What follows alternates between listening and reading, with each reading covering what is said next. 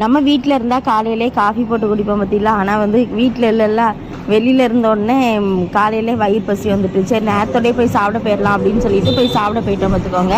இப்போ இருக்கிற இடம் எங்கே அப்படின்னு பார்த்தீங்கன்னா டெல்லிக்கு வந்திருக்கோம். டெல்லியில் இருக்கோம்.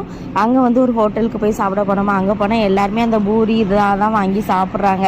சரி அப்போ அதான் நல்லா இருக்கும் போல் அப்படின்னு நினச்சிட்டு நாங்களும் ஒரு பூரி அப்புறம் ஒரு காய்கறி சேலட்டு அதெல்லாம் வாங்கினோம். காய்கறி சேலட் இவ்வளோ தான், இதுக்கு வந்து 50 ரூபா சார்ஜ் பண்ணாங்க. பூரி வந்து நல்லா இருந்தது பார்த்துக்கோங்க.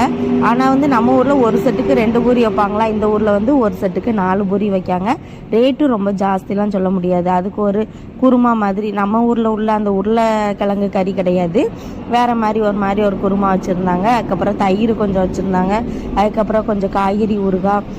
இங்கே உள்ள மக்கள் நல்லா காரமாக சாப்பிடுவாங்க போல். பச்சை மிளகாயும் அதுக்கப்புறம் ஊறுகாயும் எல்லா ஐட்டத்துக்கும் காலையில் மத்தியானம் ராத்திரி அப்படி எல்லாத்துக்குமே வச்சுருக்காங்க பார்த்துக்கோங்க. நாங்களும் அதை வந்து